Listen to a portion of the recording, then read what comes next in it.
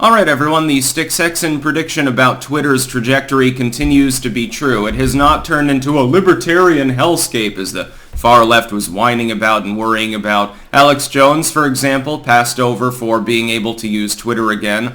I disagree with this particular decision, but it was predictable that there'd be cases. Now, though, Sargon of Akkad is back on the platform. Link in the description. You should follow him if you use Twitter at all. I have a feeling that's more of you now in the wake of Elon Musk taking over. I've gained like 5,000 Twitter followers since that happened, for what admittedly little it is worth. It does make the dumpster fire more fiery, so, there's at least amusement going on. It's a fun platform again, which it hadn't been for quite some time. If I remember correctly, I'm not 100% sure, I think that Sargon got banned off of Twitter for sending gay porn to some Nazis, if I remember correctly. I can't remember whether it was that or whether it was his obviously satirical, use of the N-word in a chat somewhere, talking to people who were identitarians. I can't remember which one was the justification for Patreon banning him and which one was Twitter. By the way, Patreon should probably restore him too. If Elon Musk doesn't have a problem with him, then he's kosher by our standards. Anyway, welcome back to Sargon. I think it's an improvement on the site. And I get the feeling right now, Elon Musk probably has like the old naughty list. You know how the leftoids compiled lists of different influencers? I think that he's going through them. He's sitting there in his comfy robe, probably smoking a cigar at the moment, or tippling, and he's looking at them and saying, ho ho ho, I'm Santa Claus right now. Who's going to get an early Christmas gift?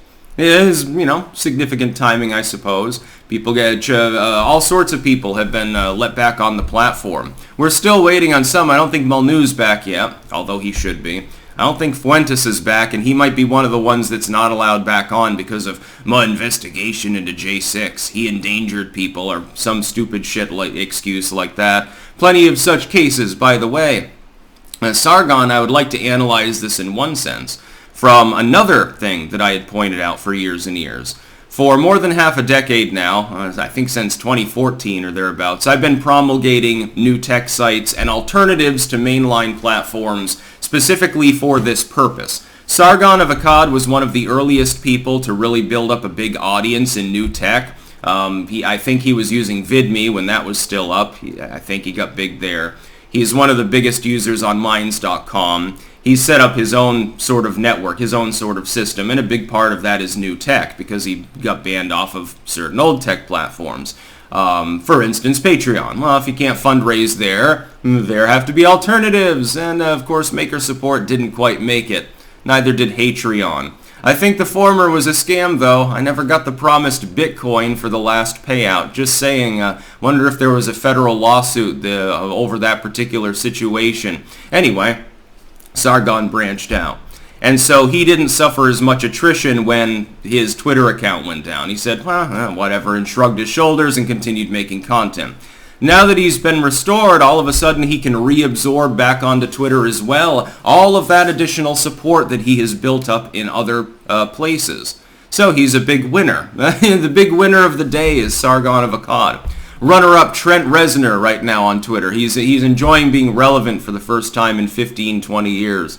So congrats to Sargon on your return. I do encourage all of you, if you have a Twitter account, to follow him. Buff him up a little bit. He'll start shitposting again. It'll be hilarious. Because one thing about Sargon is he pisses off the far left, but he also pisses off like the identitarians. And since he's been off Twitter, they've steadily moved away from being right-wing at all, and now they resemble Nazbols. So they'll be twice as pissy with Sargon now. It's going to be goddamn hilarious, I think. Anyway, he made himself uncancelable. Good on you. You had the same idea that I and a few others have had. Now we've got to pressure our fellow content creators because there are a damn lot of them that are making the mistake of not doing so. And the fact that we're having our place in the sun on Twitter does not mean that other sites won't get more censored. Hell, as a reaction to what's happening on Twitter, you can look to see more TOS changes on places like Facebook and YouTube and the Apple Store and shit. They might even go after Twitter, to tell the truth. They are being encouraged by the Hall Monitor class to remove the Twitter app from the Apple Store and from Google Play and shit like that. They're already facing calls to do that because the leftoids can't stand the fact that one of their echo chambers has been pierced. Yeah, Twitter was a leftoid echo chamber. Now all of a sudden Kanye's allowed to use the site again. He's gone full Jesus, which is funny. Yeah, Twitter is definitely improving. Although again, and I predicted this, it's not going to become a free-for-all. You will still have fundamentally the same TOS. Hopefully the latest batch of changes, like the post-2016 changes, are rolled back. So no more fighting disinfo by banning people as part of a state disinfo campaign. No more banning people for having legitimate scientific questions about certain things within medicine. Stuff like that. Do not impose what Twitter had been considering imposing, and YouTube too as well, I believe, a ban on people denying that climate change is man-made and a threat. We see that layer encroaching too. And they'll use the same excuse as before. Think of the children. It's a threat to democracy. Oh, it's a threat to all human society. The fact that you have an opinion on Twitter or on YouTube is going to prevent the world, is going to cause the world to turn into Tatooine.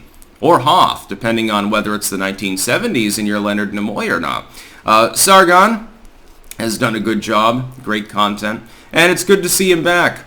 Now get up back on your account and start fucking shitposting, dude. That's about all. Peace out.